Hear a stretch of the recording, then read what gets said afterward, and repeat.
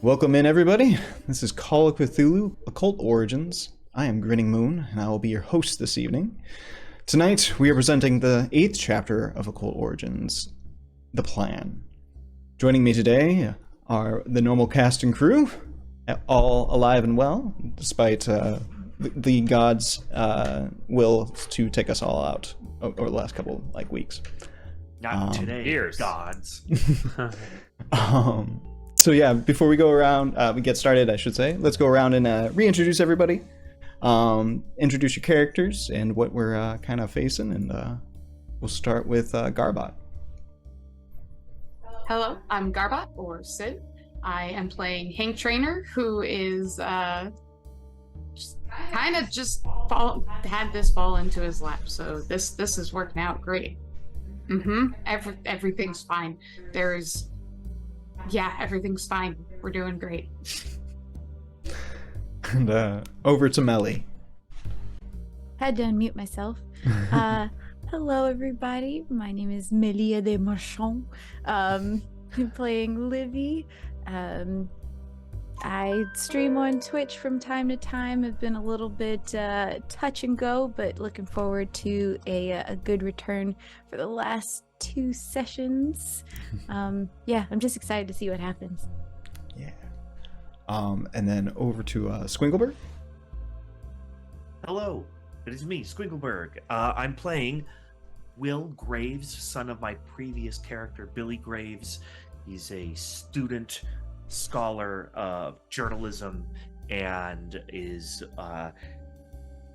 despite his best efforts to be a good college-going youth, he has gotten himself, like his father, into something way beyond his comprehension. But he's just kind of now starting to connect the dots in a way that his father never could. So I'm really excited. I also stream on Twitch. That's me. And then finally, Fickle. Yeah, hey everybody, I'm Brian, or the Fickle Ficus. I am playing Rory Shack, who's a New York mobster with a heart of gold. He's also in way over his head right now, but his love for Livy is all he's riding on. Yeah, that's it for me. And with all that wrapped up, just a friendly reminder, you can also influence the story and lend aid or chaos with our Fate Dice Redeems. It's in our channel points. Once per stream, you can give any player an automatic success on a roll of their choice, or you can give me an automatic fail to use against them whenever I see fit. Just a little way for you to impact the story as it unfolds. Now, without further ado, let's roll the trailer, set the stage for the evening, and get this show on the road. See you in a moment.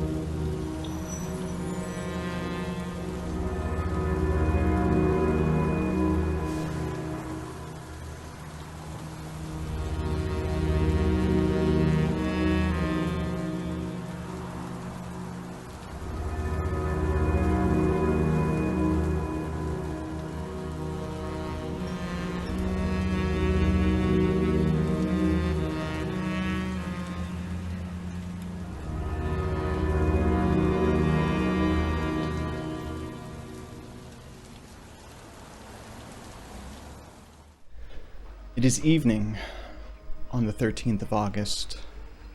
The incandescent glow of the city looms in the distance from the brownstone warehouses.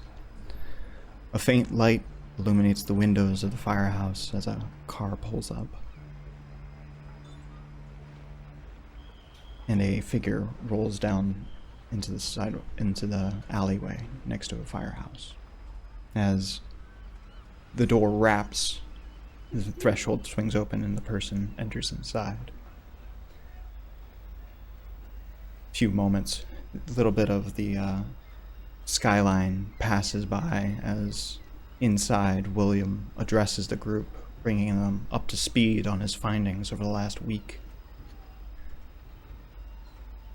He gestures to articles that he pins to the wall as he kind of goes through his spiel. I got everything, you guys. I got everything.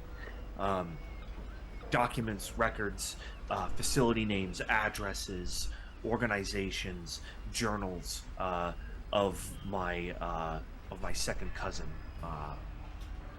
Blackwood. I tried to go back to school after I left. I hope you understand why I left. I had to take care of my mom first and foremost. I thought I could just go back to school, but they found me there. They came to my school.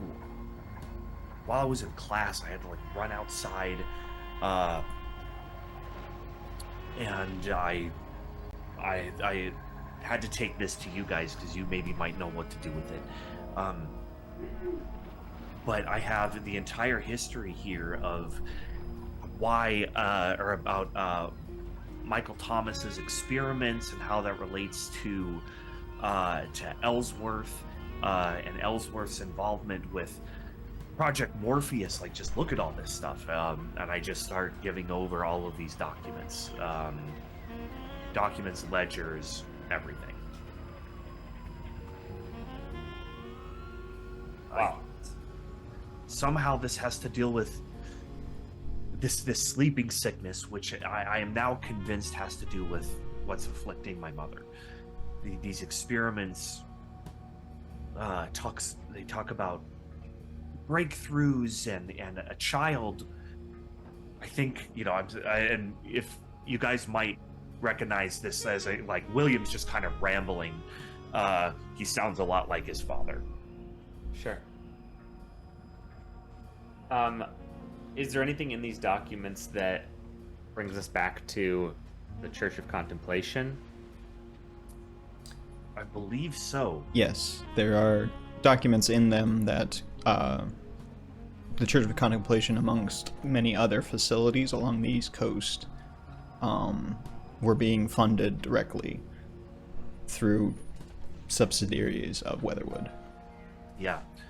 I take out I I have a map of a couple areas that have all been marked, all of these different properties, as well as some records of deeds and stuff like that.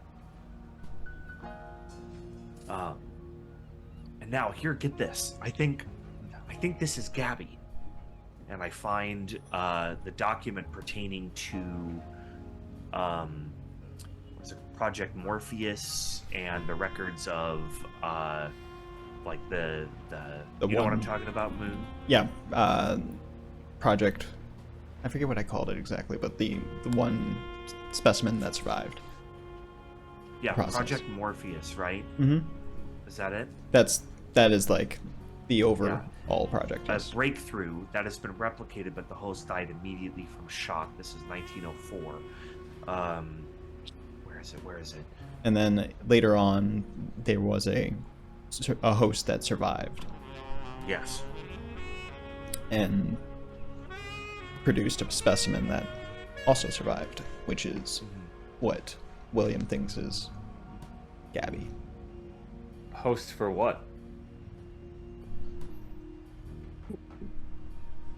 There was mention of phantasms earlier in the experiments, but a lot of it's redacted or vague.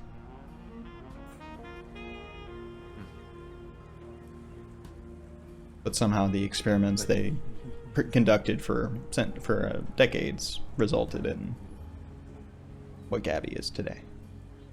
Yeah. All of this has been some kind of weird effort for Ellsworth to get something that I think he already got it, actually. This Al-Azif. Have you guys heard of this thing? Have we heard of that thing? You haven't heard of it, Rory. Hank hasn't heard of it. But Livy, it's the Book of the Dead. It's that legendary tome that has all the spells from ancient times. Legendary. It's kind of it's almost folklore, but Look, by all accounts, he got it.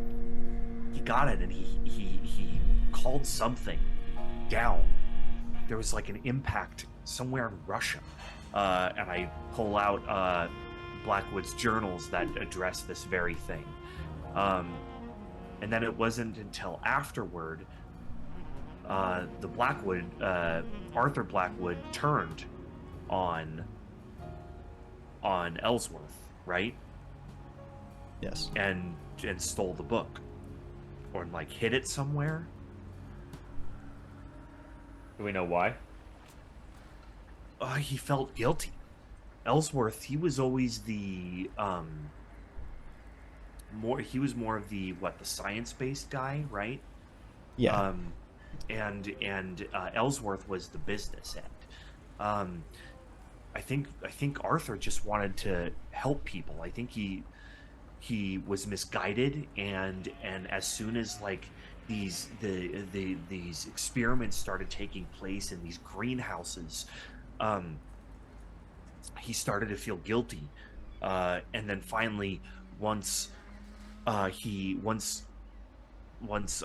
Ellsworth got a hold of this book, he realized the true depth of his depravity and what is capable of, and finally his conscience caught up with him, and he did the right thing.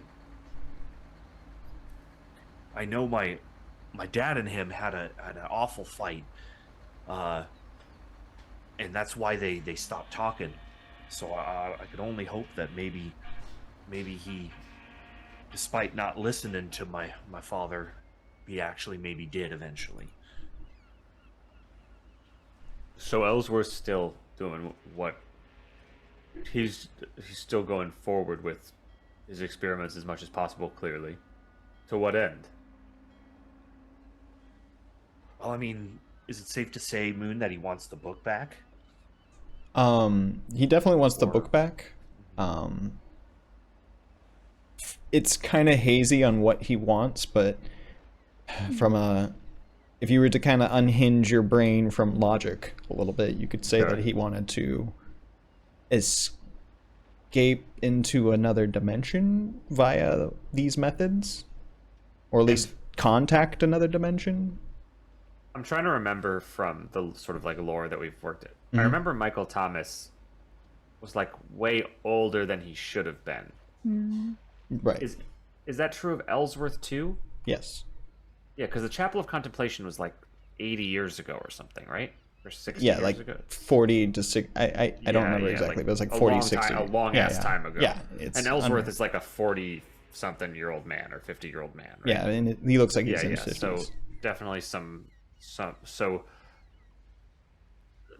that may also play into it. You know what I mean? Like there's clearly some desire to ascend the Mortal coil. mortal coil. Yeah. Yeah.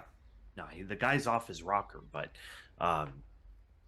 he is obviously dangerous, and Sorry, do we know when the thing in Russia happened? In Is that recent? 1918, yeah, 1918. Not a long time ago. like a couple years ago. Not that long ago, Yeah. but like Oh, yeah. was it 1908? I'm sorry. Dyslexia. Oh, okay, a little while ago. Dyslexia. I apologize. No, you're good. Okay, so they've been working with that for a while. Whatever that is, they've probably done stuff with that. And yep, they were looking for it with all these various archaeological digs that they funded through shell organizations, all kinds of different shadow companies, shell companies, funding various digs and searches for artifacts, and they eventually found the book. So what does, like, I apologize. The Samuel kind of has been sitting in the back and just kind of smoking quietly, listening. He's like, so do you want to use this to blackmail them, or? blackmail going to be enough? Well, I think it would sound like a crock of shit if you think about it. Honestly, putting that in the papers, who's gonna believe it? I mean, No, we gotta stop this well at the source. Yeah. Yeah, but if you have locations for the garden, at the very least, like, that's enough to bring people knocking. hmm. It could work. So yeah, I'm just curious how you guys still want to play it. We never really hashed that out. Who would we send it to? I mean, Well, you can do the old, look. mysterious letter in an envelope, meet me here, or you can go to where he is. But I don't Do we know. think the Wait. Ellsworth is the top of the food chain?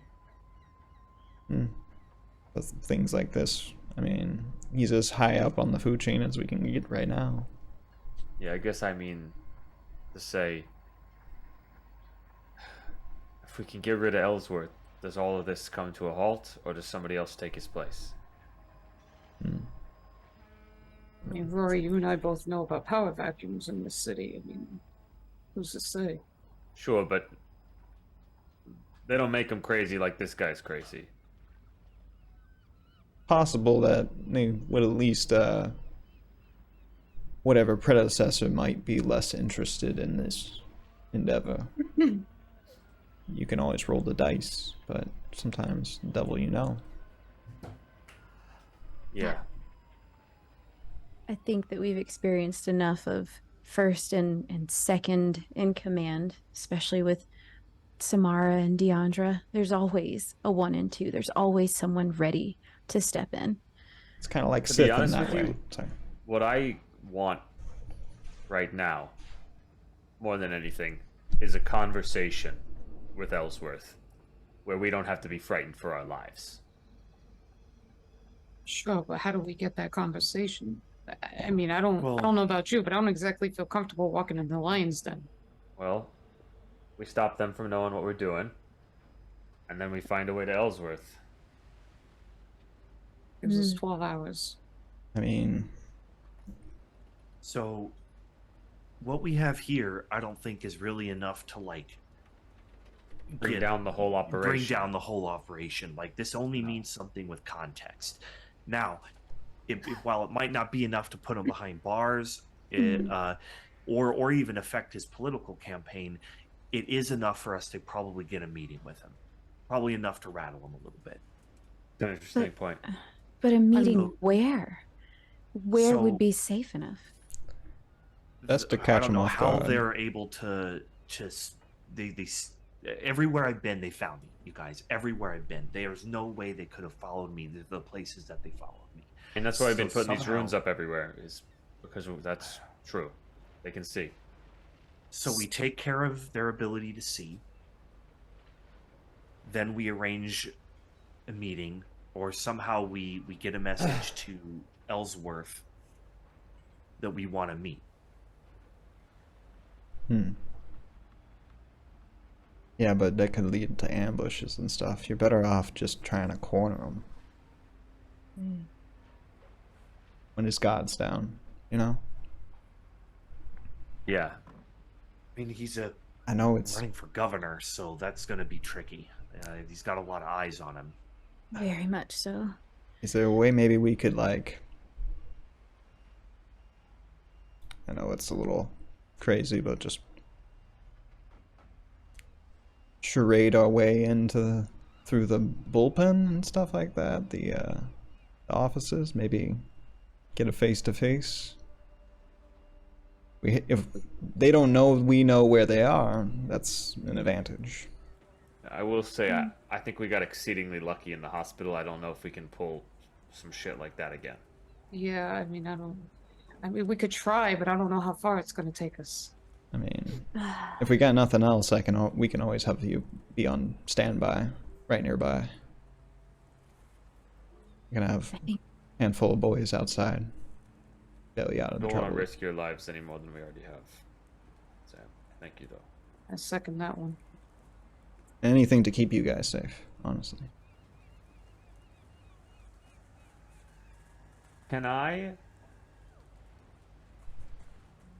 roll Psychology? see if he means that, or if I You- feel like he's compelled to say that? Does You that can make roll sense? psychology, yeah. Okay. I So- love you guys so much. I will do No, I anything mean more for like, you. is that because Livy's making him yeah. do that, or because? Yeah. Hey, Will, you said they tried cornering you a couple of times at your school and shit. How did you Yeah. give them the slip? It's hard to tell. A good I question. thought a little bit about some of that stuff you were telling me about you and the war, and well, kind of got me thinking. I should probably have some backup plans if I'm going to be doing anything. After I gotta cover my ass, and so I made a bug out plan. I had a bag hidden on campus on the quad. That really paid off. Had all the documents in there. Made sure it was a quiet place where nobody would find it. And they came into the class, gave him the slip. Good call, kid. Good call. He's looking pretty proud of himself, by the way. Yeah, I'm looking pretty pleased. Hank's like a little just like, fuck. Yeah. Mm-hmm. But Will, that was extremely dangerous. I wish you would have let someone know, quite honestly. Who was he gonna let know? We've all been here. Who was gonna help him? I'm just saying it helps if we all understand if someone leaves the safety of our group. I mean, anybody could have followed him back. Honestly, I'm surprised he even came back. Listen, Will, you're the one you're who right. got these documents. Sorry, no, go ahead. I was just gonna say you're right though. I was overwhelmed with what was going on, but to be fair, this is insane. You understand that, right? This is fucking insane. Yeah. Yeah, hard to believe a little bit. You're And not you wrong. had no facts, and now we have facts. We have we have a lot here, a lot more than we did before, and I've seen enough to understand that there's something bad going on here, and that guy should not be governor. Is there information in those documents about the greenhouse specifically, or? Yes. Okay. I kind of thumb through.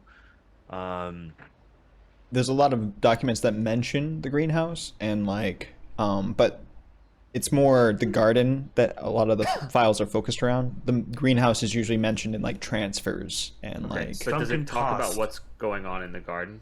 Yeah, 1901. yes. Sunken cost greenhouse contains important work. That would translate into basically the original greenhouse had a fire. So all the original research that was being conducted there got moved into a new facility called the greenhouse. Hmm. I guess I'm asking, is there anything damning in there that we could use that would actually get eyes on the greenhouse from the outside? Like if the newspaper saw it, or... Experiments. Experiments on patients. Gotcha. There's Mental definitely some and of that. So I mean, mental that's patients. our and big autism. blackmail is that if we can send that to a paper, get that out, that puts an eye on that, and suddenly that's a media Right. feeding frenzy. And with a guy who's playing so many games with political and the mystical and all that stuff, even just throwing a wrench in his works could easily trip him up. Plus, I mean, you do have a witness to kind of attest to that too, so it is a little more of a believable story. There's an edge there, for sure. This is a man who has been 4 steps ahead of the game, his whole life. And here we are coming in 3 steps behind, The question now is, how do we jump him? You know what I mean? How do we pass go? I don't know. You need some Monopoly analogy, you know what I'm saying? How do we just get there? So we need to do something so surprising that this man never would have expected it. Because if we start to get into the realm of something that he could expect, he will have covered that base already. You know what I'm saying? Well, I think we've kept him pretty off balance so far. You say that, but we've been cornered at every turn. Well, I mean, since I found you, at least. Let's see. I think that the time to make the plan is now, but we are kind of running short on daylight, and we do need a rest up for the day. So, what do you have in mind? I mean, Will, these are yours, So I feel so no matter what, we need to take away their ability to see what we're doing, because if we don't do that, then none of it, we can't do anything. I got a plan for Carter. You don't even got to worry about her. So Nice. we take care of Carter. Follow that up by what is the one thing that a man like Ellsworth is really concerned about? A man who's running for governor is going to be worried about the Image. press. Yeah. His image. And his reputation is all he's got. Now, At the end of the day, it's all I'm power. a journalism student. I know some names. Here's an idea. Okay. We pretend to be with a newspaper, and we name drop the garden experiments, say we have some documentation, we'd like to ask them some questions. I think honestly, if you just drop Project Morpheus on his lap, that'll get his ears to perk up. So we say, hello, we're from this and this organization. We wanted to ask you some questions about documents pertaining to Project Morpheus. That gets us maybe perhaps a meeting with the guy. Gotta be Or at careful least with. close enough. Yeah, you just gotta be careful, because if this hasn't been reported in the last 20 years, you said, Got a good way of keeping it quiet. there's a reason for that. You can't expect that you're the first person to catch on to this. No, but So- with a powerful news organization with the right names, they can't just go killing anybody. At least not with a lot of prepping and planning. I think they're first, And we don't take any of the original documents with us. That stays behind. of course. Oh, naturally. Mhm. Let's see. If you want to play Um, it that way, probably the best bet is to go where they are. We already know where he is. We can, if we're on the official, we can just demand a meeting then.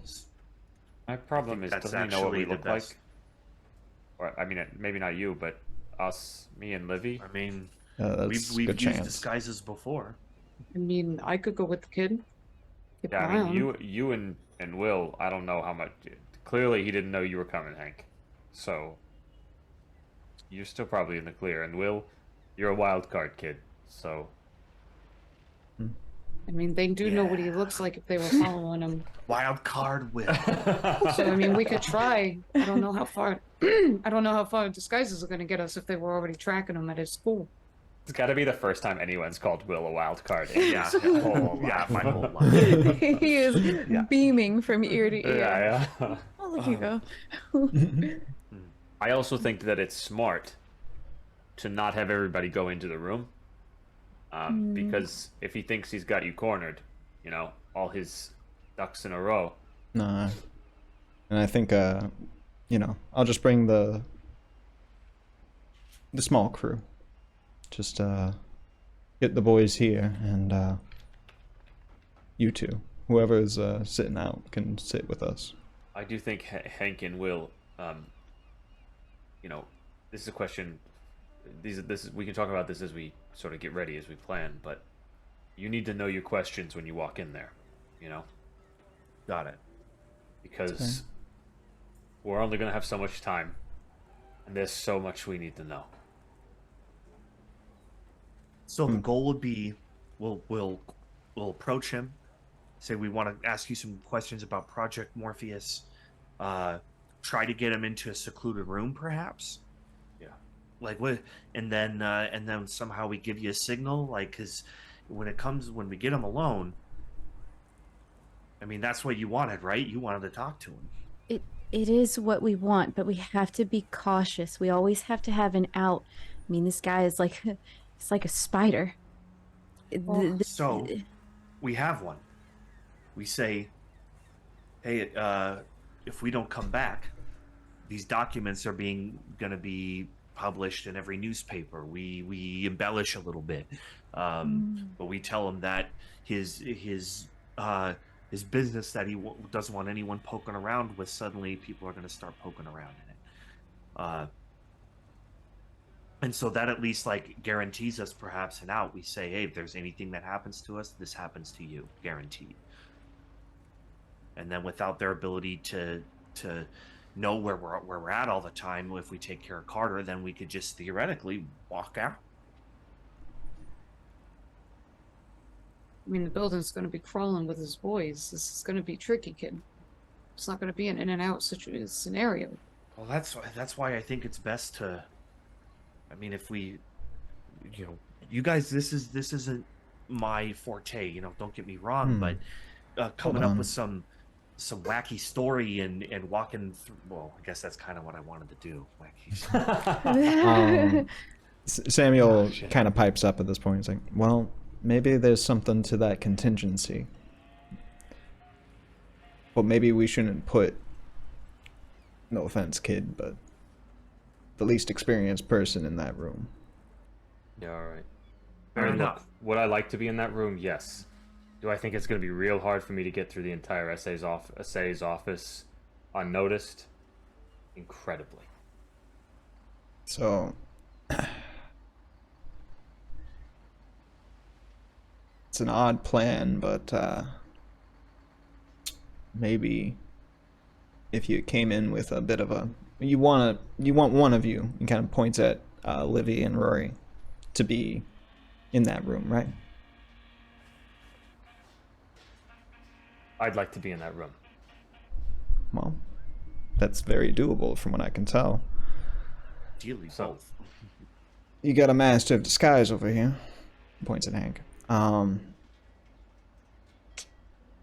don't know. Maybe we could do a You think you're that good?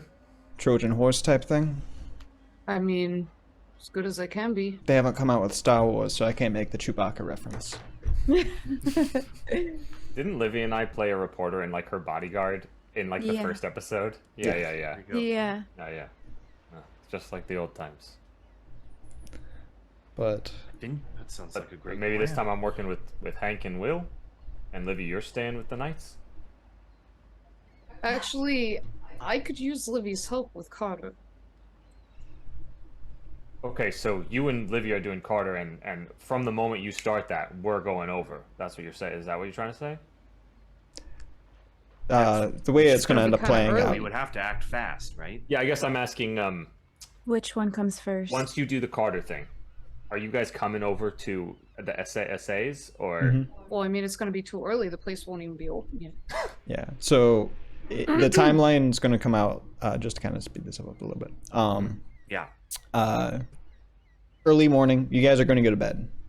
Hank Yep. and whoever his accomplice is going to go to pick up Carter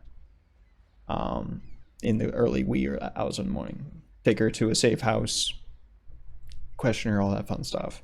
And then they're assumingly going to get a little bit of rest before around a little bit before noon. It's going to be around 11 o'clock that you guys roll up to the USSA's office. And that's kind of how the sequence of the scenes will be. Gotcha. Oh, speaking of Rory, can I get that watch back? Sure. Take it off. He pulls it out of his It pocket. broke out. Oh, okay. Yeah, he grabbed it on it when he was leaving the Gabby after the last runes were done, and Yeah, I produces don't it. think anything. We didn't do anything with it. I don't think I gave it to Gabby. I took it once we were. Well, it Once was you finished with the yeah. runes, Once you finish with the room, because that was the thing protecting her. Yep. So yeah, he reproduces that, and with that, Sam says, "All right, those of you who don't have anything to do, you better get some rest for tomorrow. You got a long day. The rest of you, good luck tonight." and see you in the morning. Thanks, Sam. For sure. Right, Sam? He kind of heads off to the bunks, and as the door closes, we'll kind of switch scenes. Maybe an hour or two later, it's about 3 a.m. early morning. The city kind of drones on in the distance as Hank's Model A cruises under the streetlights. Who is with Hank? I thought we were taking one of the Model Ts to pick up Carter. Okay, then the city drones on in the distance as the Weatherwood Model T cruises under the streetlights. There you go. Who is Hank? Who's going with Hank? Libby? Libby. Yes. Yeah. Okay. Yes. All right. As Hank and Livy roll up to the Cosmopolitan Hotel, they park as they eye up the lobby from the car. Hank kind of reaches into the back seat and pulls a coffee can with a handful of firecrackers with a long fuse in the back.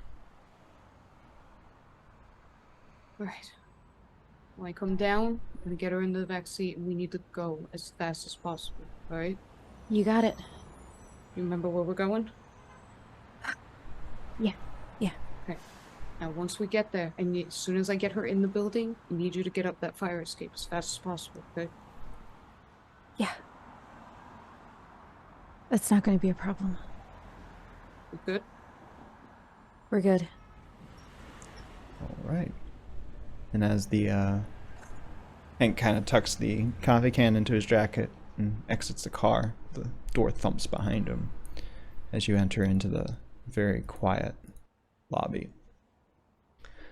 As you enter the building, Livy rolls the car around to the side exit in the alley. As Hank enters, the hotel is quiet as you pass a sleeping receptionist at the desk and take the stairs up. In the stairwell, you drop the coffee can on the floor and take the firecrackers out and light the fuse before dropping it in, popping the lid on, and running up the stairs. As you make it to the 4th floor, you beeline to room 420 and knock on the door quickly. You hear shifting inside as the peephole darkens for a moment before Carter opens the door with an inquisitive look. I apologize for the hour, ma'am. Agent Carter? What's this all about? Name is Agent Adams. I'm here to extract you. We seem to have had a problem. What problem? Seems your team has been compromised. I need to get you out of here as quickly as possible. Compromised? Compromised how? And all of a sudden downstairs a barrage of what seems like gunshots echo from up the stairwell. Ma'am, we don't have a lot of time. I have to get you out of here now. She kind of panics for a moment and closes the door behind her, kind of getting down as you begin to escort her out of the hotel. Down the fire escape as the last gunshots kind of dissipate upstairs. As you kind of roll down the fire escape, you fly out the last ladder and enter the car with Livy waiting inside. Go. We gotta go. They're in the fire. They're in the Okay, stairwell. right. The open door, the back door go ahead. opens, she slides in as all the doors clamp shut and the car rolls off with a bit of a squealing the tires, just a touch. She panics in the car, in the back seat, looking back, looking for people. Who are those people? Whoever's been causing up trouble. How did we Apparently get they got wind of compromised? where you were staying. Not entirely sure. We're looking into that now. I'm actually getting you to a safe house. It's a little unconventional. I apologize for the conditions ahead of time. Listen, we're gonna need to get to Ellsworth. I need to know where he is. Okay. He's gonna be, well, we don't know where he stays, but he's always in the office. Usually right in the back of the bullpen. What time? Well, when we all get in there at 7 o'clock, 7, 8, the latest. Go. Is there So- anybody that you work with who's been acting weird lately? Anybody new? No, not that I know of. And she kind of continues to look back to see if there's any cars kind of chasing us. She gets a little panicked with every headlight that kind of seems like it's following. As the kind of weave in and out of traffic on the way to the safe house, you come to a stop as the street lights outside illuminate the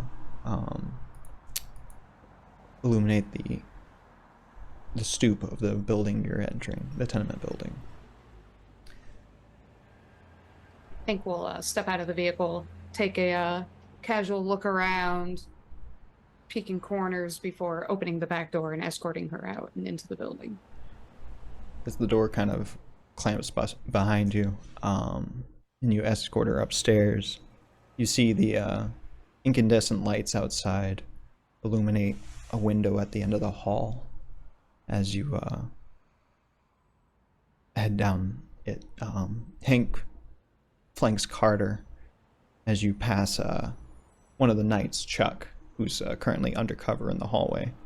And as you pass him, you arrive at a red door. You open the door to reveal an unfurnished apartment with a single chair inside.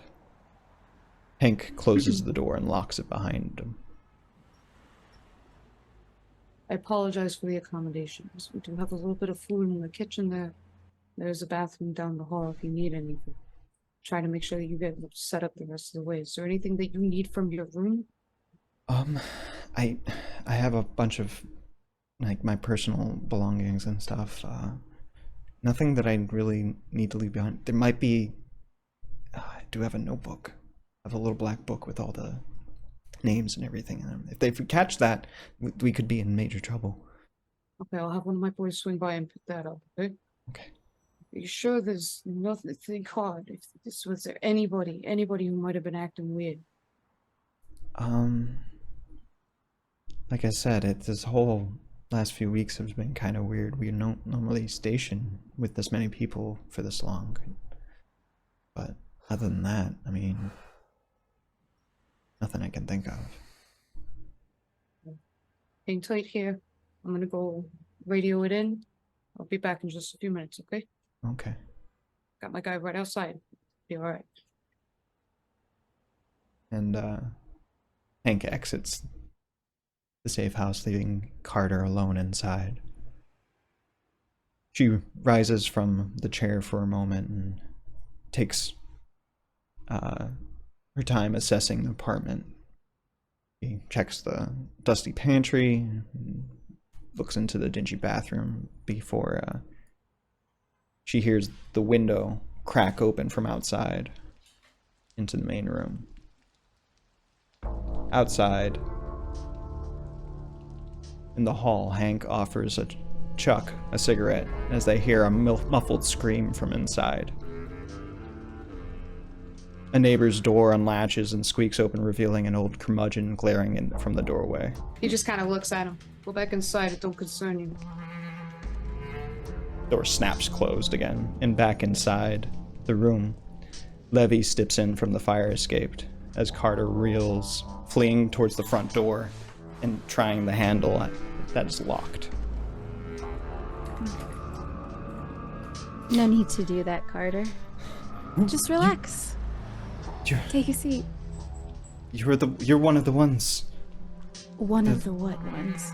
The ones that we're looking for. Possibly. Would you kindly take a seat? We need to have a discussion. She glares at you and her eyes stare at you in the same bewildered expression, but her legs and body just move straight to the chair and sit down. She seems a little off-put by her own feet.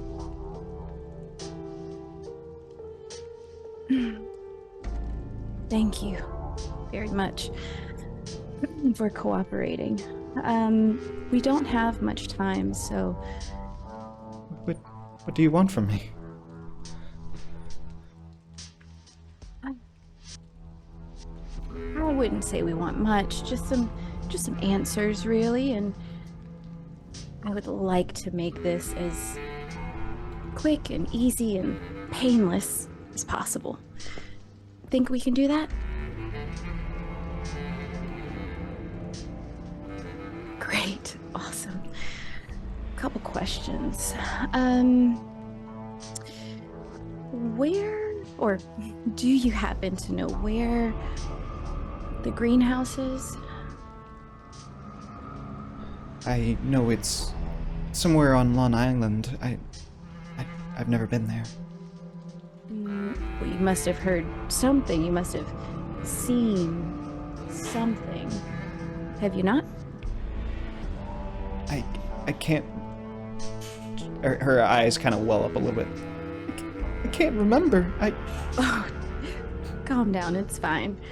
It's fine. Just breathe and relax and tell us what you know about the greenhouse. It shouldn't be that hard. It's where all the advanced experiments are done. The ones that involve science and ritual. They create monsters there. What kind of monsters? The kind that people create when they forget about humanity. And it's somewhere on Long Island?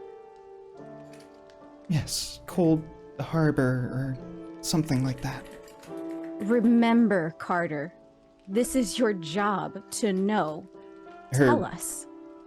Her nose begins to bleed a little bit. It's not. Livy It's not will there. Grab a tissue and lean in uncomfortably close to Carter and wipe her face. The chair kind of creaks as she pitches back as much as she possibly can. Relax. Just a couple more questions. Where is Ellsworth? I understand you all come in by 8 a.m., but how early does Ellsworth get there? He's there before we get there and still there when we leave. Does he seem to ever leave the room? Have you ever seen him leave? No. Now that you mention it.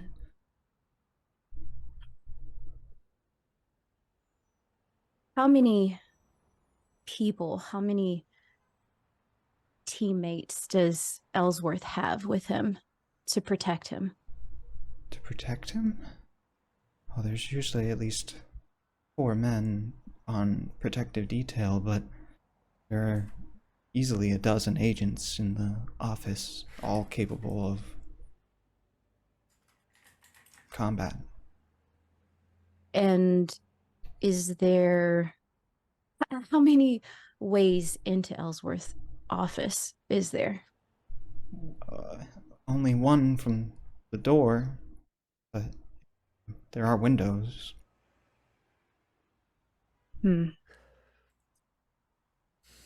So if anyone were to pay a visit, would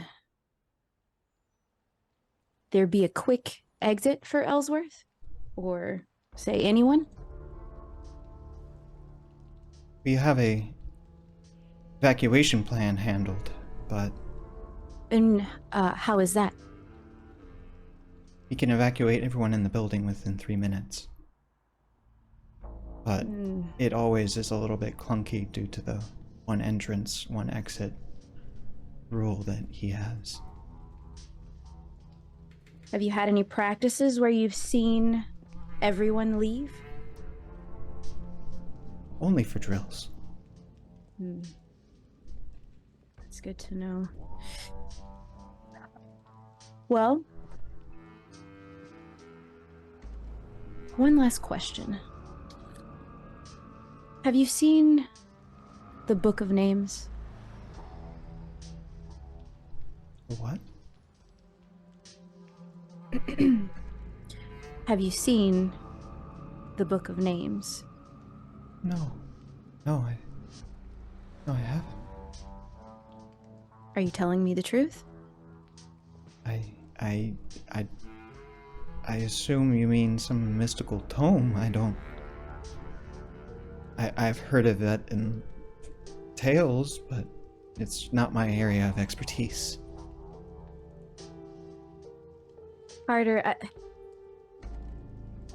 I understand that you seem to be very afraid, and I assure you, you have nothing to fear. But I feel that you were being a bit misleading. Is there anything we need to know? Something in your book? Something in that office? He's planning something. He knows something's going on. It's all in the hush-hush. What do you mean he knows something is going on? He's Does he think he's in paranoid. danger? He's been paranoid and he's orchestrating something in the area of the office, but honestly, we part? don't know. What Out- part of the office? Where? Well, outside the video cameras, I don't know. Carter, Something What from the flo- greenhouse. I don't know. That's all I know. I'm not even supposed to know that much. how many floors are there? 2 active In- floors and then an attic. Okay. Just outside of camera view. Okay. And just as a aside, it is 1920. Video cameras, what the fuck are those? Got it. Got it. Just out of view. Okay. So out of the 2 floors and the attic and 12 people as a whole, I'm assuming they're walking around all day. Shit. Well, some agents leave, some, for various tasks, but mostly there's at least 8 people in the bullpen at all times. Support staff and whatnot.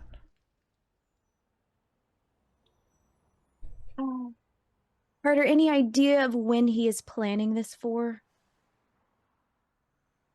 When is not the right question. It's who. Well then, who? You. And the others that you're with? She When keeps you looking. say Her eyes keep flicking to the door. focus on me. We are here having this conversation, not Okay, you in the okay. goddamn door. Okay. I'm sorry. Just Where were we? When you say the others, how many of us does he know about? Is it just... there are at least 5 in your group. Mm-hmm. 2. Well, there's Rory and you, and then there's an unidentified, young man, and then a slightly older man. We have no idea. From what I understand, the young man is Billy Graves. We just recently discovered it was Billy Graves' son, but Walking into a trap. and then there is a Morgan and Daewoo who seems to be somewhat affiliated with you. And what does he know about us? Everything. Your birth certificate, your background, your rap sheet, your everything. The only enigma is, the new guy. Okay. I appreciate your time.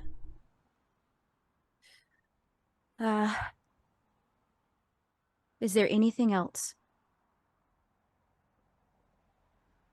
Don't be shy. Would you kindly tell me if there's anything else Like what? that Ellsworth is planning for us? He's paranoid. He thinks something's happening. Things are on the hush-hush. But you don't exactly say what. I'm sorry.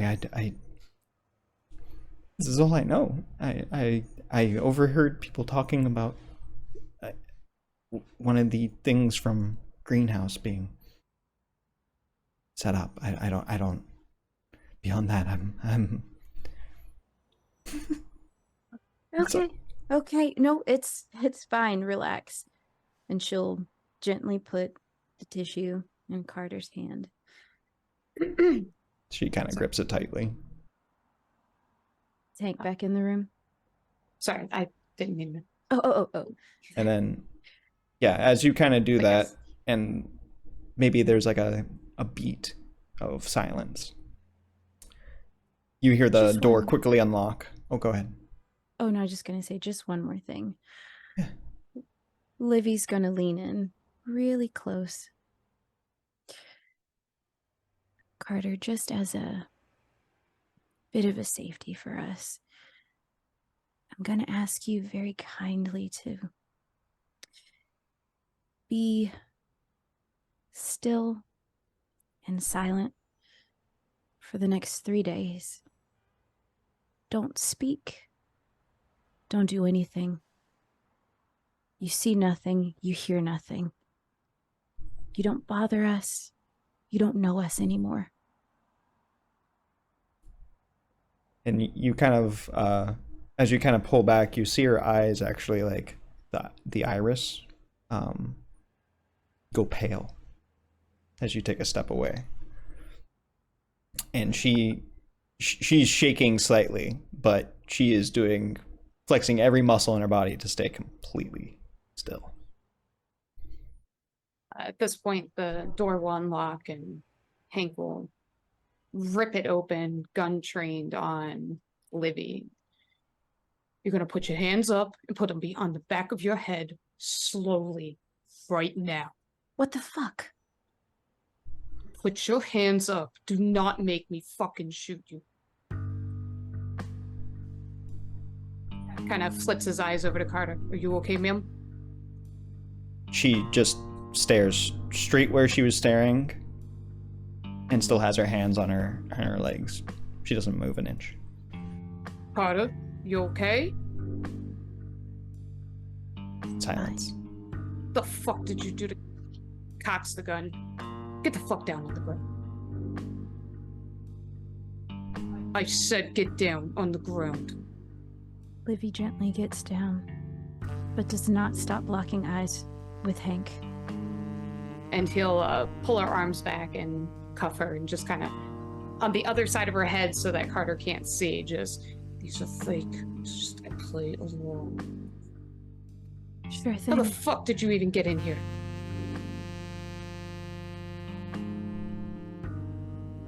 Livy's gonna keep quiet. That's fine. Knows what to do with you himself. He'll yank her up off the ground. Carter? Carter remains completely silent.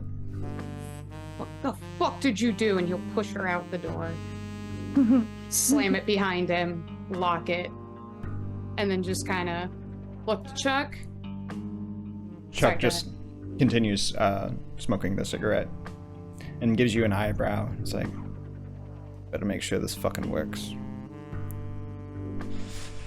And as they're walking down the stairs, he'll uncock the gun, put it away, and take off the what Livy now understands are very broken handcuffs. Damn, y'all had me scared. I thought that was real for a minute. I thought that was like a full-on betrayal. As you That terrified me. as you both enter the hallway and you head back downstairs, passing Chuck. Back in the lot, Hank and Livy climb into the car, and Hank grabs the two-way receiver and reports in.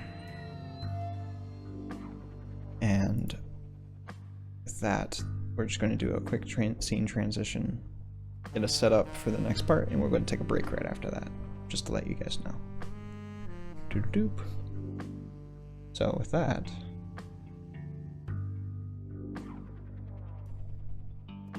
it's several hours later. It's probably around 10:30, 11 o'clock. Some of you got good night's sleep, some of you not so much, but you're here and alert as you can be. The outside morphs from bluish hues into midday as traffic bustles down Wall Street. Rory, Will, and James cruise in one car behind Samuel's as you head down Wall Street. Hank and Livy in a separate car pull in front of the assay's office and park next to a horse-drawn hay wagon in front of the office. Go ahead, everybody. Roll me it's going to be a hard spot hidden roll. During that time lapse, can Hank run back to her hotel and and find that notebook that she was talking about? Yes. Baller. As you kind of, in flipping through it just arbitrarily, you note that it's just basically contact information for everybody she's working with. Still green, right? Still the green. Yes. Yes, still the green. I don't know why that rolled twice, but Well, you get Hard the and first one. extreme, Hell so yeah, you're pretty look much at us. fucking Nailing killing it. it. The only one who doesn't see it is Will. He doesn't have the eagle eyes of his father. But that being said, you notice just the tiniest, what looks like a metal, maybe antenna, just protruding from the hay bales. The military background of you, which I think is only one of you, will recognize it as maybe a radio antenna. From where? Back of hay bale. the back of the truck, the horse-drawn wagon with hay in it. As you park and Livy and Hank exit, the others follow Samuel and pull into position around the building as the street bustles with afternoon traffic. As James parks with Rory and Will in the car, he speaks while rolling down his window. Go ahead and crack your windows. If anything goes south, you don't want the glass in your eyes. And as you kind of sit in the car, you watch Hank and Livy exit the Weatherwood car and go around the side of the building before disappearing through the wrought iron fence and to the side door, because that's where you were going to go, right? Or are you going in the front? I thought I thought Rory was gonna try to go. I lost track of what the finalized plan was. The for getting into finalized the plan essays. was that either Livy or Rory needed to be in that room. And I thought think Rory wanted to go in. I was supposed to set him up with a disguise. Yeah. Oh, my bad. My plan was half baked, and I did not feel comfortable enacting that plan. No, And then I then they made Okay. kind of a plan. We got 35 seconds before ad, so Gotcha. with that, yes. Rory's all set up with a plan. He's in the same car as Livy and Livy and Hank. Will's with Samuel, and you guys roll into the building. We're going to say the front door. Okay. With Livy in front, handcuffed, and Rory and Hank flanking them in Weatherwood suits. And with that, we're going to take a break. We'll see you here in about 10 minutes. There'll be an ad break. Snap. We'll be back for the rest of the session. See you soon.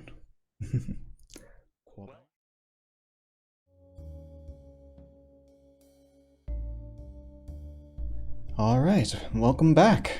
Without further ado, we shall get into the second half of this session. Let me just get the lobby music turned down here and get the proper music turned up. So,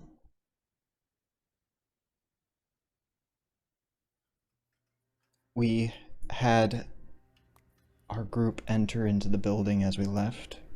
We're going to pick up right where we left off.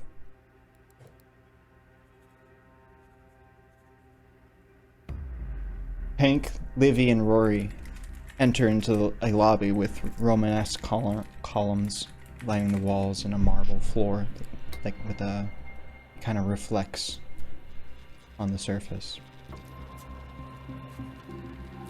They are met by a blue-clad security guard.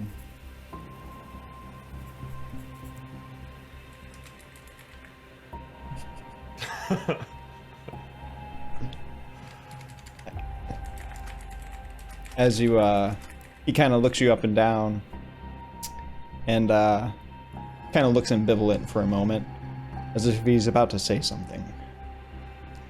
But he stops himself, casting his gaze to the floor, and before stepping aside and silently gesturing to the stairs. As you head up and kind of give each other tenuous looks, you round the staircase and reach, you see one door that leads to a kind of a fire escape, and then one room that leads into a large bullpen with a glass window that you can kind of see people bustling inside. Alright, this is it. Yeah. Now or nothing. It's no turning back.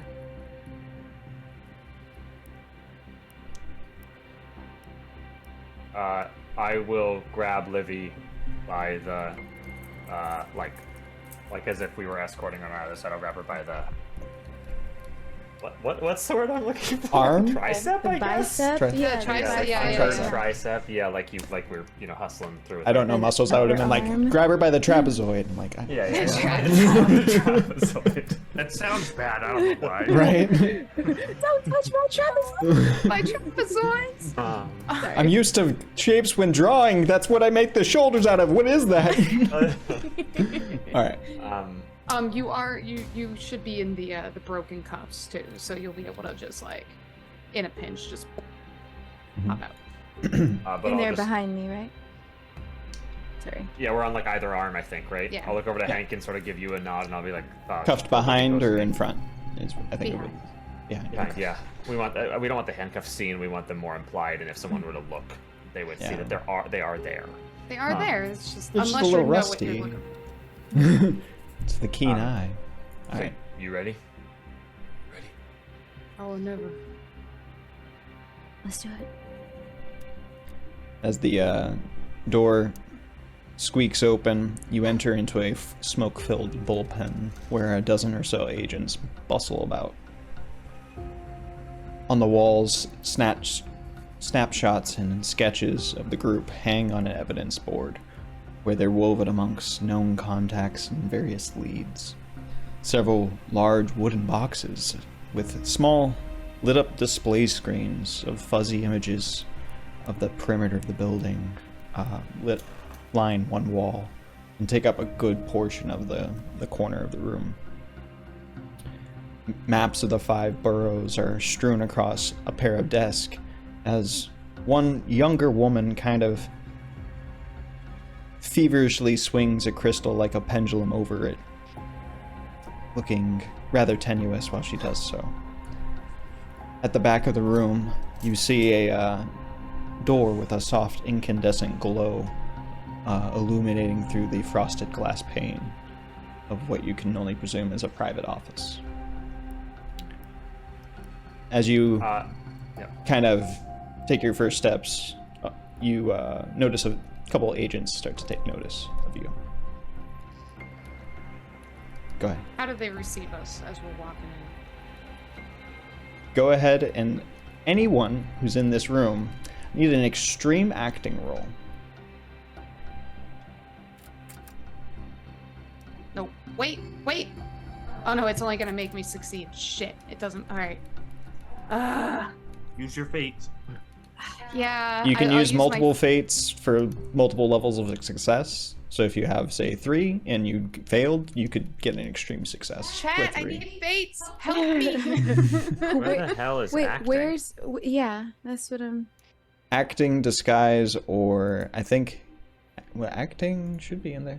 Let me double check. I see. Guys, Using.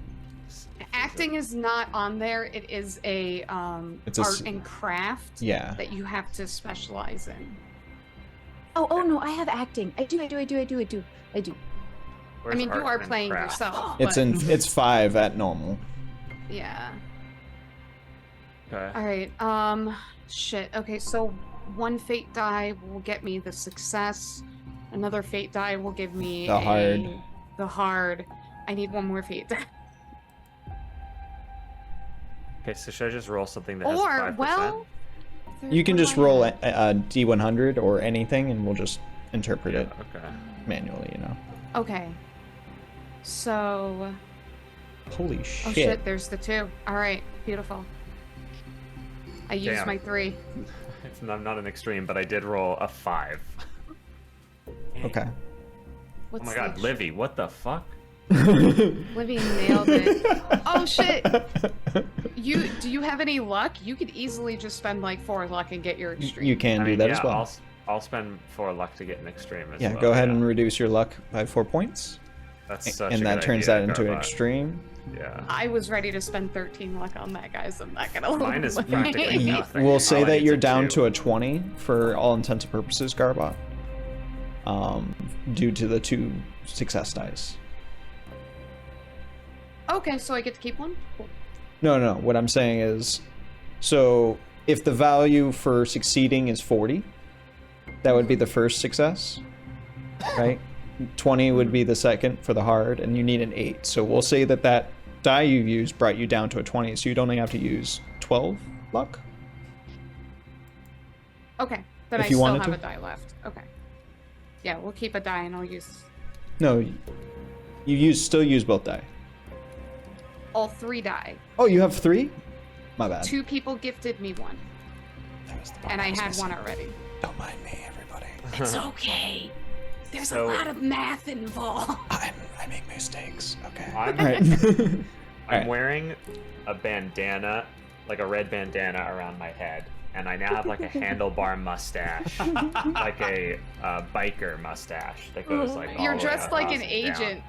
Yeah. Like Raphael from Ninja Turtles. But I Yeah. guess the So, mustache. yeah. mustache still works. Yeah. Yeah. And you've like really harried up my eyebrows so you can't see my eyes. They're like that bushy above my Mhm. my eye line, and I'm wearing It might be like- even a like borderline unibrow It's a no, fully Full monobrow. on Yeah, unibrow, just fully like unibrow. Ed. from Ed, Yeah. Eddie. Sorry. And I am like smoking 3 cigarettes at once, but it's a cigar, yeah, like a big old cigar. I'm like, we got it, boys. But yeah, can I? How are these people receiving us as we walk in here? You know, you walk in, and sorry, I'm trying to do a lot. Keep track know. of your dice because I've lost track. I have That's no my dice. voice now. It's perfect. Extreme success voice. As the agents near you kind of rise from their chairs, a few of them begin to, and the office begins to burst out in a bit of a ovation as more take notice of you and begin to join the applause. And it's like, we got one! You hear exclaim from the back. And as the agents near you kind of pat you on the back and it's like, good on you, take him back to the boss. He's just back there like fucking always. The back office door kind of, you see it kind of darken for a moment as the door opens and you see a silhouetted figure kind of usher you in.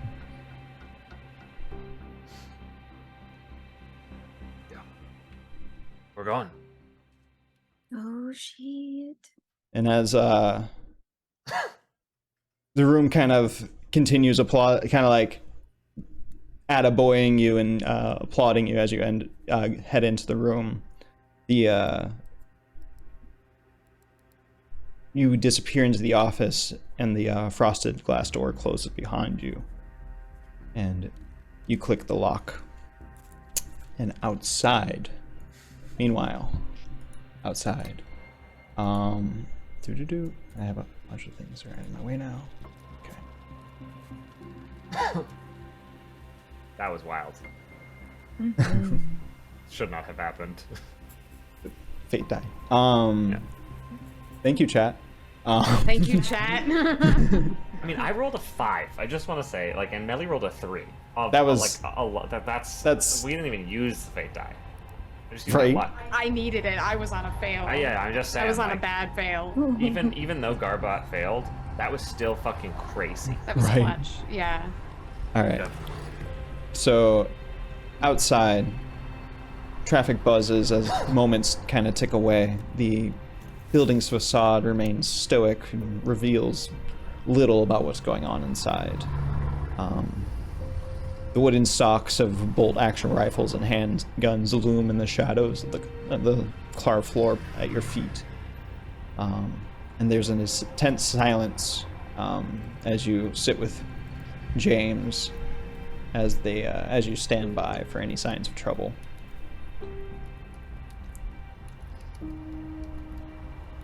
It's broken only after by a deep sigh from James. This doesn't feel right. Livy's gonna keep her eyes to the floor. She's not gonna try to make eye contact with Hank or Rory.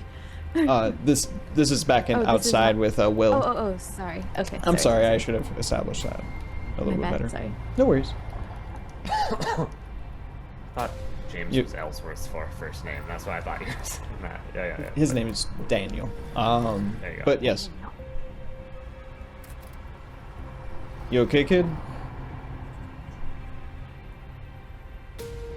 Just wish I could do something else besides sit here. Sometimes that's what your friends need. I'm like playing with I have my dad's knife, hunting knife.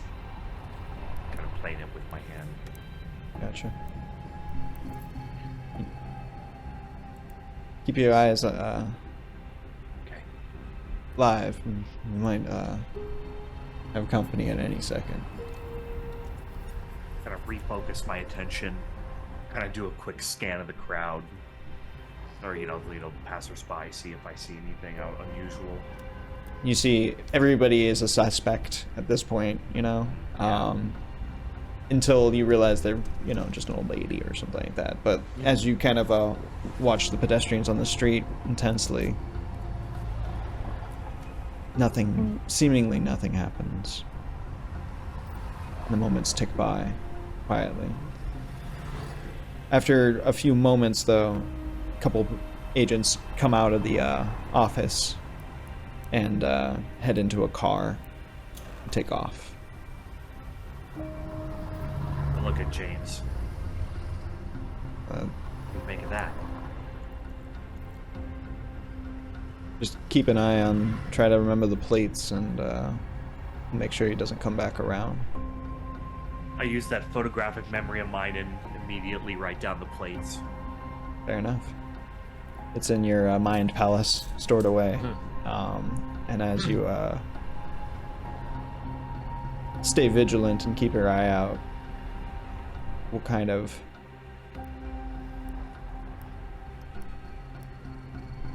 dissipate, kind of switch scenes as kind of the sweat kind of beads up on your brow and the anticipation and the not knowing kind of remains.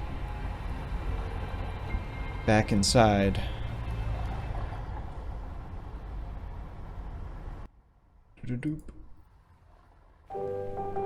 You're greeted by smoky, sweet billows of cigar smoke as a melancholic melody plays. from a gramophone by the window. As the door clicks behind you, a robust, well-dressed man with a bulbous nose and dark walrus mustache sits thumbing through documents behind an oaken desk. He doesn't look up as he raises a stubby finger, signing one last document before straightening the stack and stowing it away in his desk. Pulls a gold watch from his vest, checks the time, and finally, before looking up, alas, Mr. Minge, I presume.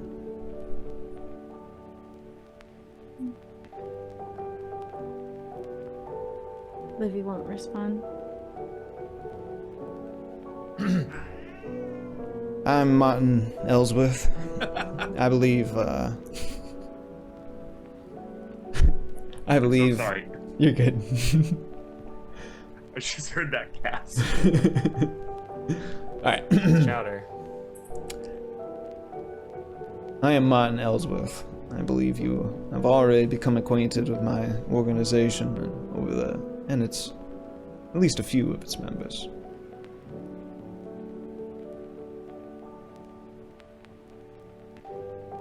You've taken of something of great value, you know, and I do intend to get it back. But before we address all that, I do have a question for you. If you wouldn't mind. What did you hope to accomplish in all of this?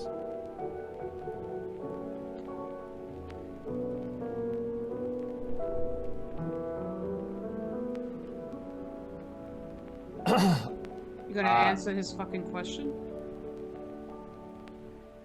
What? He just stares at Livy. All of what?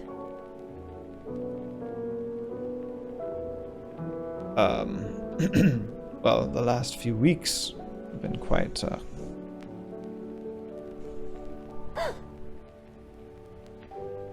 unattainable, and, obviously, I'm just stand to question the reasoning behind your actions that led you into these predicament.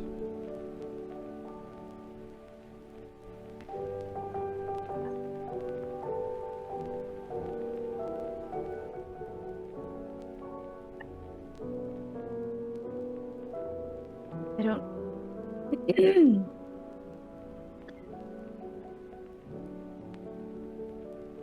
We were just trying to help the girl.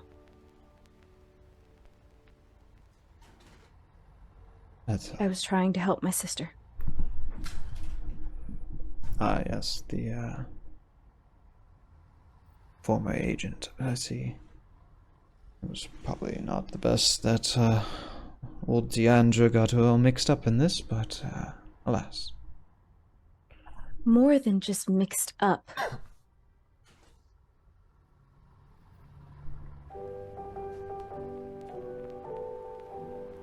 Yeah? Well, is that why you're, well, throwing a wrench in the works, as it were?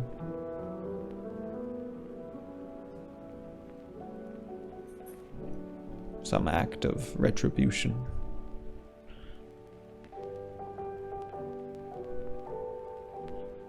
And what did you plan to do when this moment would occur?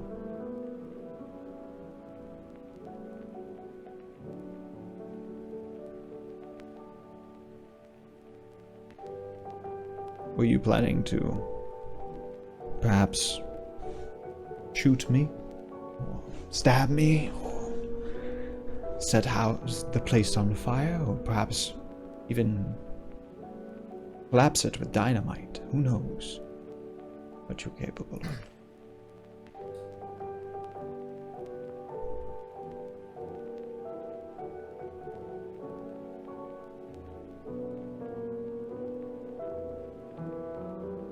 Usually a conversation has to work two ways, Mr. Banger. Fuck it. I'm gonna take off the bandana and the mustache and the eyebrows, and I'm gonna be like, we just want to understand. Oh my god. What? Oh my god. Hank will lean up against the wall next to the door and just kind of knuckle roll a nickel. Just kind of letting them take lead. We've seen so much happen in these past couple of weeks. Our world has been expanded beyond our wildest dreams, our wildest understanding. And here you are at the tip of the peak, the tip of the iceberg, the top of the pyramid. We want to know what it is you want. And why Gabby has to be a part of it. Gabby? Oh, yes. The girl, as you would call her. Well, that's very simply... Sorry. Is this Daniel Ellsworth? He just called himself Martin? Or is this someone else? No, his name is actually Martin. He just, Okay. like, yeah. I think Gotcha. I think was the one. you told us that a long time ago, and I just forgot again. Yeah, I think I also misspoke earlier when I said it was No, Daniel. I think he, in the Church of Contemplation paperwork, was Daniel Ellsworth. Does that sound right? It's been Martin. I think he had Lieutenant I saw that. Daniels on the mind. Gotcha. Okay. Cool. Yeah, that's what Because it that was a recent change. Cool. So- Okay. sorry about that. Sorry. Martin. No, you're good. My bad. All right.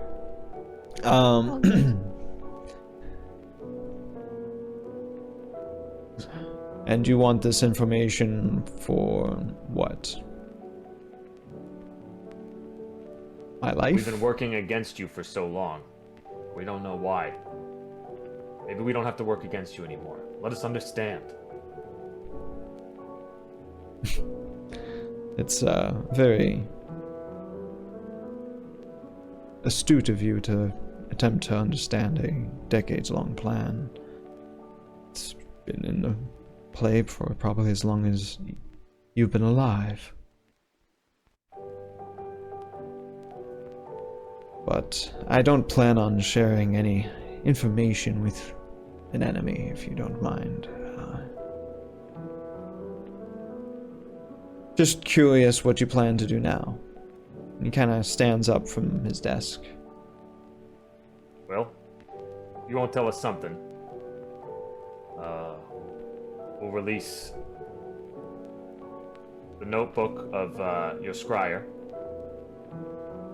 Information about the greenhouses, or the greenhouse and the garden. And all of the information we found at the Blackwoods, at Arthur Blackwood's, to the press, and send it as far as we possibly can. Now, I don't want to do that. Which would be very inconvenient for your current campaign. But I know you didn't think we would walk into this room without some leverage. Honestly, you'd be very foolish to do so.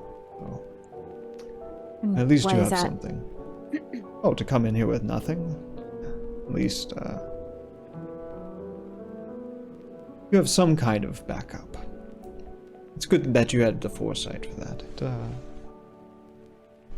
makes this all more understandable. And, that is all an interesting proposition as far, but, I believe at this point I must offer a bit of a rebuttal. He, begins to saunter over to the gramophone and the window next to it.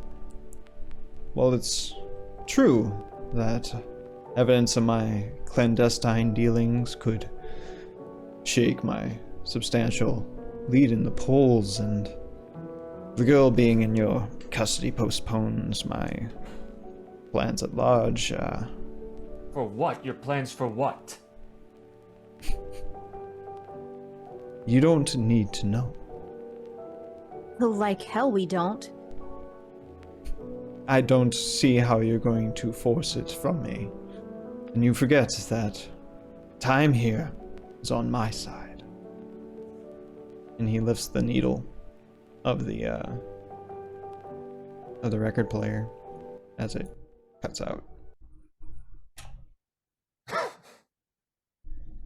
He gazes outside for a moment before speaking.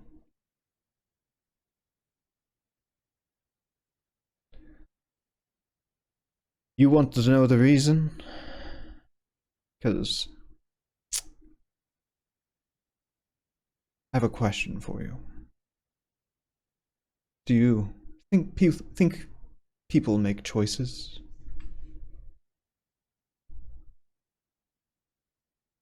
Every Yes. day. No. No, people think they make choices.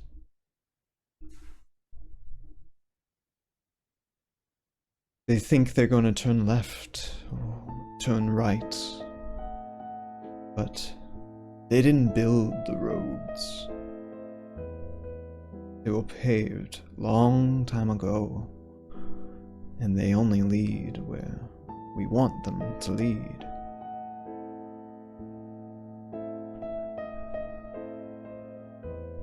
Thing is, when you're on the road, you don't see the architecture or the landscape. You're just merely another passenger.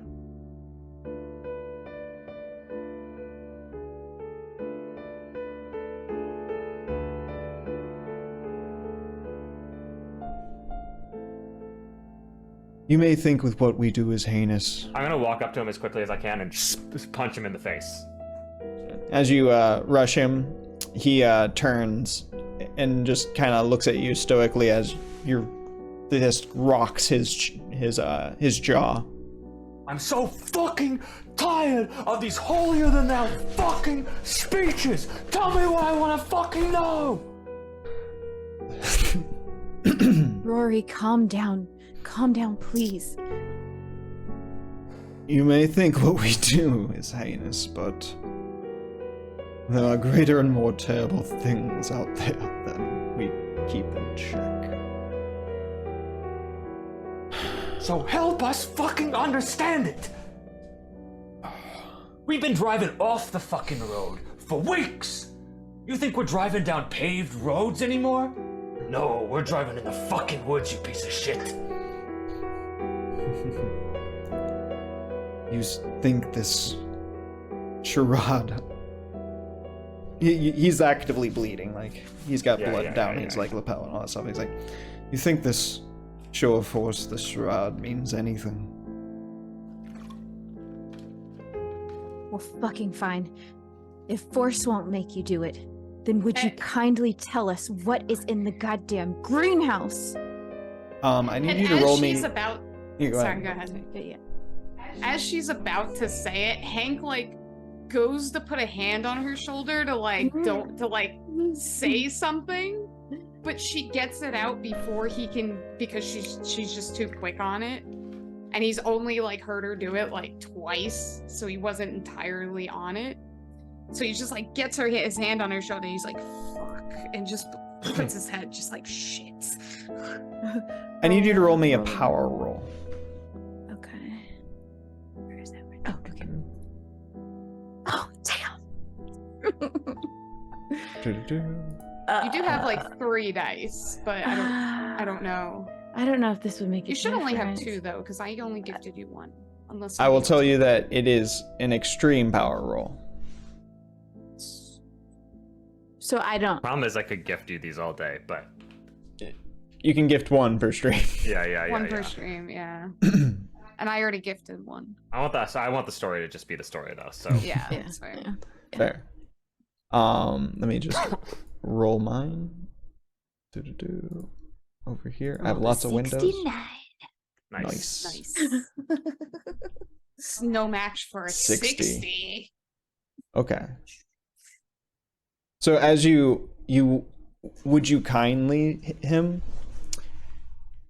You kind of are pulled back into yourself a little bit for a moment. I realized that I just knocked that off. All right. And kind of almost tumble zoom pan back into your uncle's study. And as you kind of look around in the half light, you see a figure the robust figure you just saw in front of you, here, looking out the bay window, at the crack in the bay window, the spider web crack. It's like,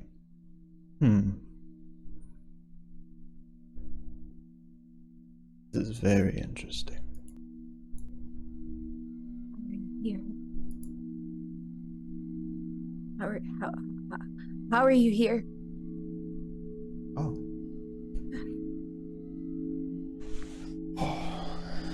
I didn't know another one was touched.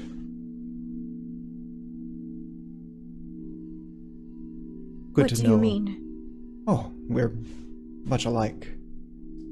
Peers. Ascended, as it were. No, we're nothing alike. I'm not like you at all. Well, maybe not yet, but give it time. You ever... I'll never be like you. How long has this been here? And he points over to the bay window crack.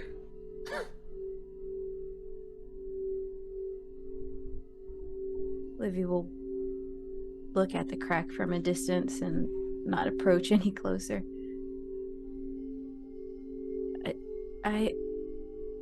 I don't know.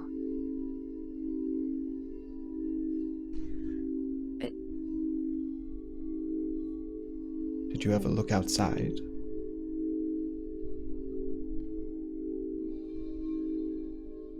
No. Please tell me you know how... You don't even know yourself. Well... One day you should check. But for now, he pulls a book off that is probably the least dusty here. It's Alice in Wonderland. Pulls it off the shelf. I'll take this for now. And Don't touch tucks it my under the things. shoulder. And he, as you kind of burst out, the world kind of snaps back. And as the, I gotta go back for this. There it is. As everything kind of warps back to the office, Rory, you're still probably beating on this guy, right? I still have him in my grasp, and I think he's whatever there is for like a wall. If there's like a row of shelves, he's just like he's not on the ground. He's up against that. Yeah, fair. And he's just been there. I haven't hit him anymore since Livy started talking, but I've just sort of held him there, and I'm still breathing heavy. I mean, I assume like no time has passed since.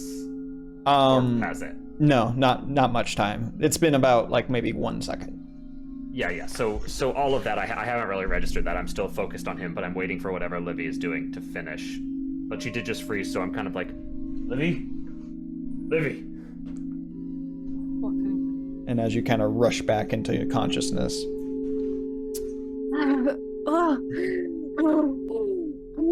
Whoa, you okay?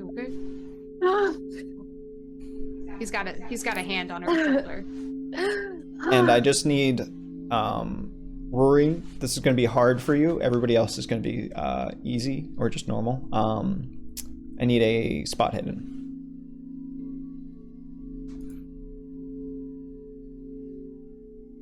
I got an extreme and everything like broke on me. Hang on. Cool. I hate this mouse. You got the extreme. That's what counts. Hey. There you go, Rory. I see all the Damn, things. my rolls tonight have been. Just out of the corner of your eye, you see as he's kind of like grabbing onto your thing. You don't feel it, but you see his hands start to go into his jacket. Whoa, either I'm gonna try to see. Yeah, I'm gonna fucking bop it away, or I'm gonna actually. You know what? I'll break his wrist. Okay. Okay. That's fair. Like I'll just take his his hand and just rip it backwards until like the wrist breaks. That's fair. I want you to roll me a opposed dex check. Yeah. I'm still gonna draw on him That's and fine. just train it on like. Yeah, just put it on his cheek or something. I mean, I'm standing next to Livy, so like I got it trained gotcha. on him. So Yeah. It's not cocked, he's pinned. but it's- He's pinned against the yeah. wall, so you need to have an angle. Just to let you know. All right. Okay, I'll kind of come around the other side of her and get into a position where I can. So since it was an easy roll, does that mean Livy somewhat sees it too, or no? Livy, you see it as well. Yeah, 100%. Okay. I Yeah, I'm think. not fast enough though. I don't think, unless his dex is shit. Yeah, no, his dex is actually pretty good. He has a. He has his hand. You grab his hand and you pull it back just as you wanted to. But you notice In his hand. that out as his hand comes out of the jacket, it has it's like a little metallic device with a red button on the thing. And his thumb begins to kind of go down on it as you kind of see it. Are you still like you have that split second slowdown moment where you see it kind of come out of the pel and it's in his hand, and his thumb's I'm on the trying to button. stop him from. Oh, it's still on the button. Yeah, that's how it comes out. It's held down on the button. He's grabbing it and it's not held down. It's He has not yet pressed the button. exactly. I'm going to try to, still break his wrist or whatever. Yeah. As you do that, The question is either I'm going to try to keep his finger on the button, or I'm going to try to not let him touch the button. You know what I mean? Right. Yeah. With that, how would that look? Anyway, you pull. Yeah, I'm trying back. to figure out too. I have him held up, so I guess I kind of drop him to the floor for a second, and as he's falling, I try to grab his arm and Okay. I pull that out. I'm just trying. I've stopped holding him altogether, and I'm fully trying to focus on that hand. And Yeah, that's fair. You just drop. It's like, oh fuck, you have that. You just drop him, and I that's understand all. that like this is The main critical. yeah moment. Okay. With that happening, what is Hank and Livy doing? Hank has a Gun? a fucking gun trained on him, ready to fucking pop him. Okay. And if it requires it. okay. And Livy? I think with Livy just coming to, she'll probably kind of stumble forward and see if there's anything she can do to like help, but still coming to. Okay. And as this moment of, Hank holding the gun, Livy's moving in, Rory's pulling back the wrist. Trying to wrestle it out of his arms. Yeah. You hear the bones pop in his wrist and crunch as his thumb depresses on the thing. And outside, the front of the building erupts into fire. Dust and rubble as those inside are hurled back with a massive explosion. And with that is where we'll end today's session. Oh fuck. God dang!